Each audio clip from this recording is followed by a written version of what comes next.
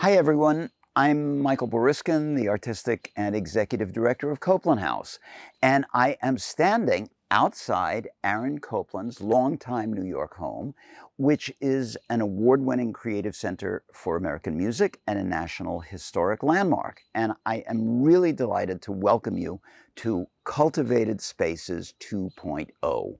This is the virtual version of our Cultivate Emerging Composers Institute, an annual week-long creative workshop and mentoring program for gifted composers at the initial stages of their professional careers. Each year, Copland House invites 6 composers to participate at no cost to them. We commission each of these 6 composer fellows to write a brief chamber work, which then forms the basis of their work during an extensive week of rehearsals and work sessions in New York with our Music from Copland House ensemble and Cultivate director Derek Bermel. Pre-COVID, Cultivate would end with a public concert at which each of the 6 new pieces were premiered.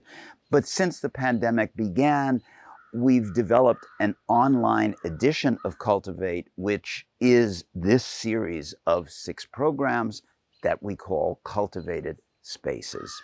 The programs you're about to see starting today and running for the next 5 Wednesdays at 5 p.m. Eastern Time will each highlight one of our 6 fellows from Cultivate 2021. And this is the point where I thank Amanda Cook and the whole team at iCare If You Listen for serving for the 2nd year as our media partner. We are so grateful to them for this wonderful collaboration. So we are now going to begin with a really scintillating and brilliant piece that Paul Novak wrote for Cultivate called Entwinings. Paul will tell us first a bit about the piece, and then that will be followed by Music from Copland House's premiere performance of it. Then Paul will be back for a short conversation with Derek. So thank you again for joining us, and we hope you enjoy it. Hello, my name is Paul Novak, and I'm the composer of Entwining, which I wrote almost exactly a year ago for the Music from Copland House ensemble as part of their Cultivate Fellowship. This piece for me was an exploration of a concept called collective virtuosity.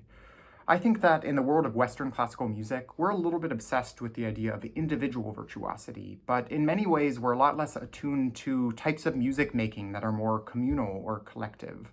So for me, collective virtuosity really has 2 sides, one of which is conceptual and the other of which is musical. Conceptually, what it means is decentering myself from the artistic process and sharing ideas on an equal playing field with performers. And this fellowship was such a wonderful opportunity to do that. We were able to make really extensive revisions on our pieces and really go back and forth with the performers, which I enjoyed a lot. And musically, what it means is writing types of music which prioritize the artistic teamwork and attunement of the ensemble.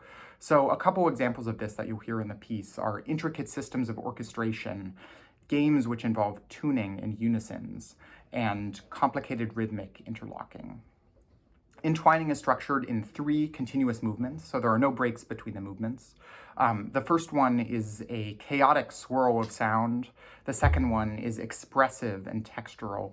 And the third one is a gentle dance. I really hope that you enjoy Entwining.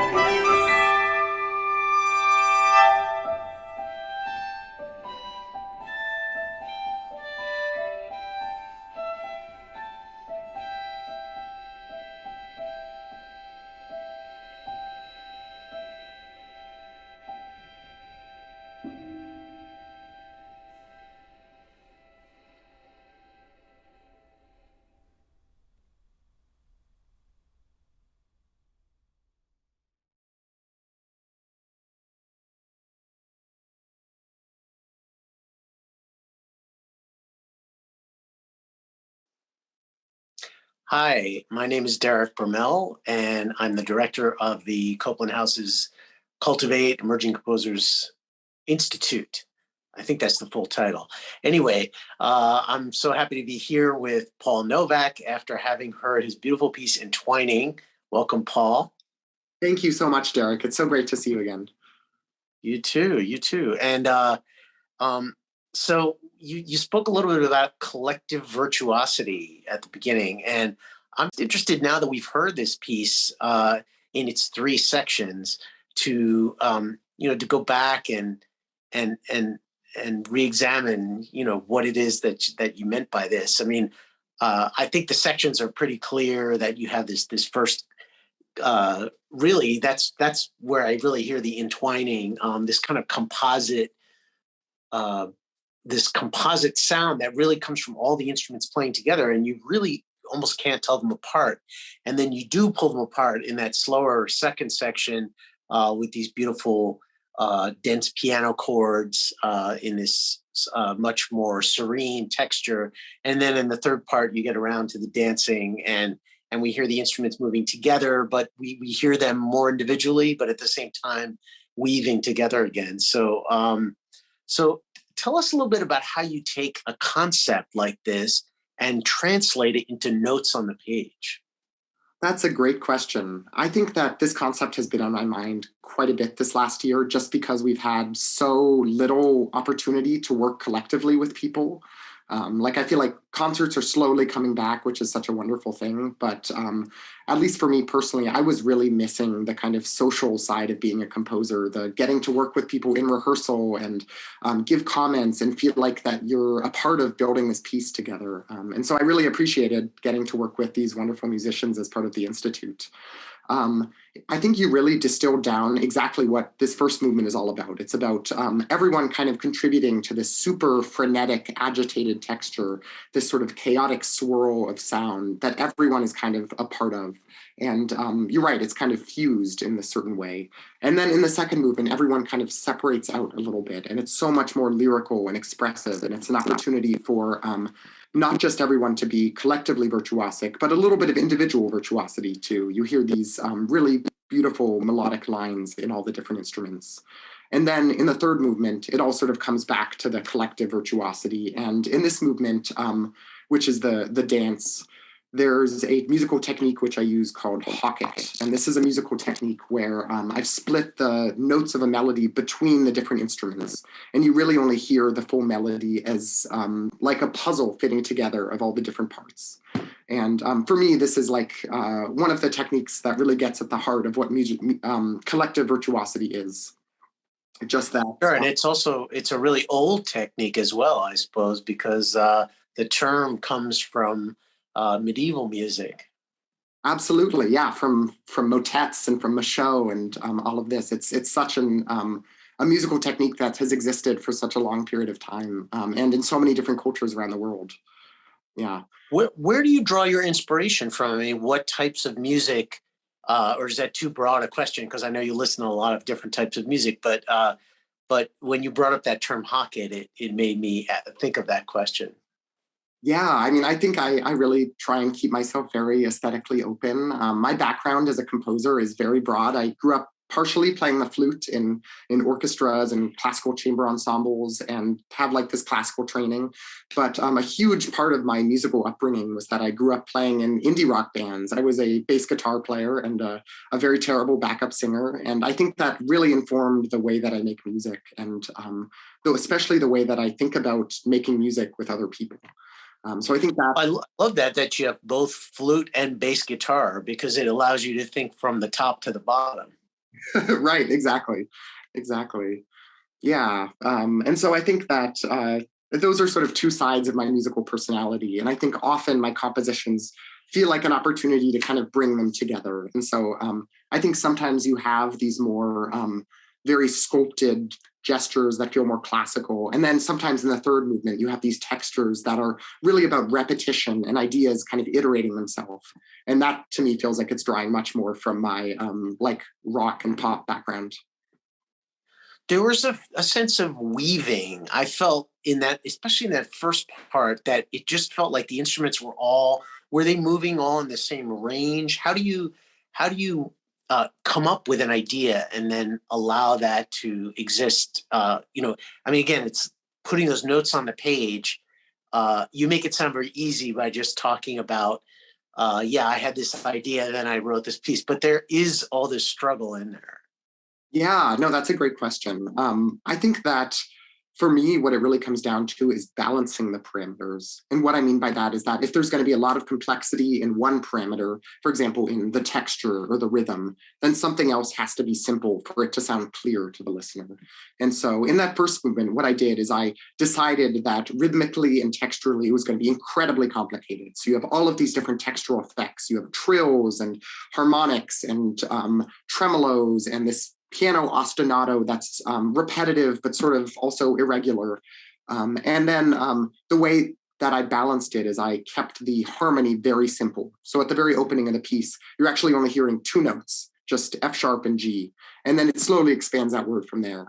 But so that's something that I'm always thinking about when I'm writing, is making sure that the parameters are balanced. And if there's a lot of complexity in one parameter, something else needs to be simple, and vice versa. Well, you had two kind of more contrapuntal linear melodic instruments, and then you have your piano, which is in a lot of ways a harmonic instrument.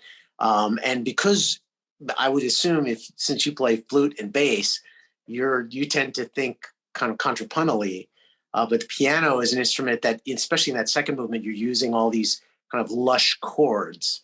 Would you say you think more contrapuntally or more harmonically? This is a question actually that I got asked very recently, and it's something that's been on my mind because someone recently complimented the counterpoint in my music, and I was really taken aback because I mostly think that I don't write contrapuntal music at all. I think that often in my music there's just one line that's going on, and it's really kind of monophonic and just orchestrated.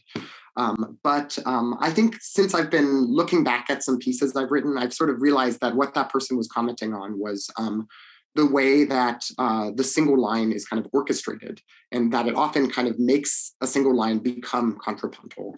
And I think that I do the same thing with harmony a lot of the time too, where I'll take a single static harmony and sort of make it into something that's not static at all and actually has a lot of motion. And I think that for me, these are the kinds of kind of optical illusions you can pull off as a composer. You can take something that's actually very full of motion and make it seem totally still, or you can take something that's actually totally still and make it seem like it's moving really quickly and developing. And I love stuff like that.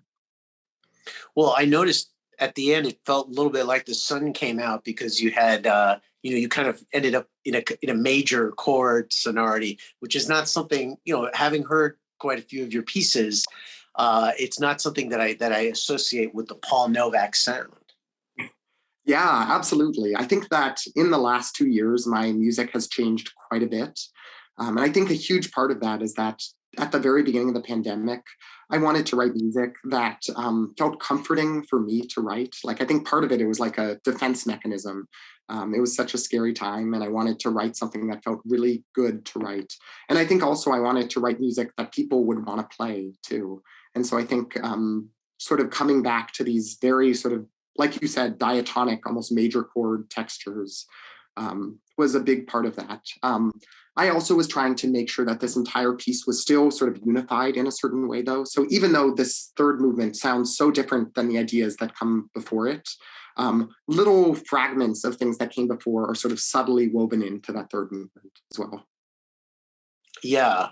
So it feels like an apotheosis in some sense, even in a very short piece. But I was going to ask you how things had changed for you during COVID times, because now, when I think back to where we were a year ago when you were writing this piece, and then even the year before that, when, here in New York, we were just hearing ambulances constantly outside my door. It was a very scary time. And now here we are, we're still in the midst of this.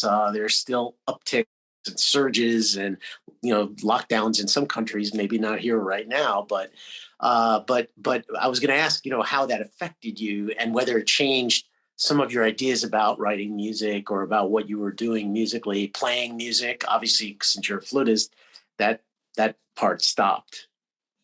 Yeah, well, I think one thing that certainly changed is just appreciating the social side of music making so much more.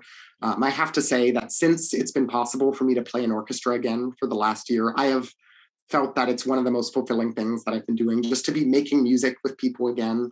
And I felt the same way about writing for large ensemble this past year. Like, I think I certainly don't take it for granted anymore.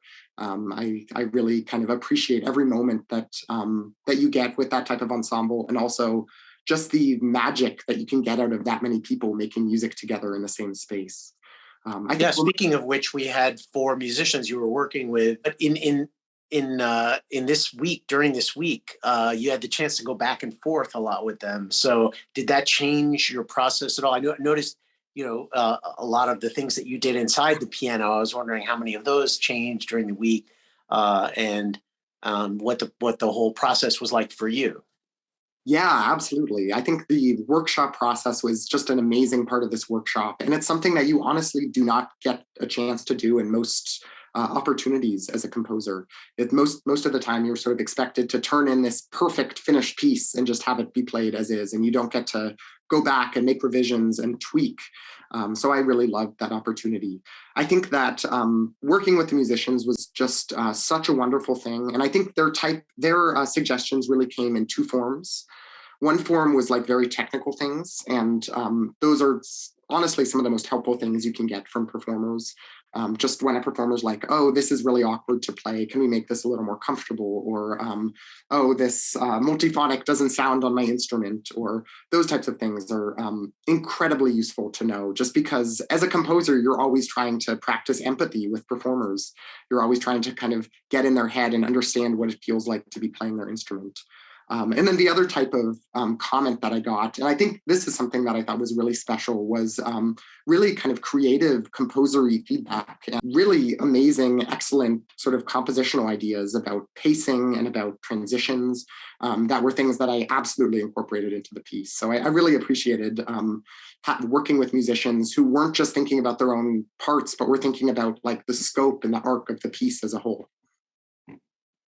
Well, thanks so much, Paul, for taking the time to listen again and talk with us about this lovely piece. And I hope it'll have many more performances. And it's good to see you.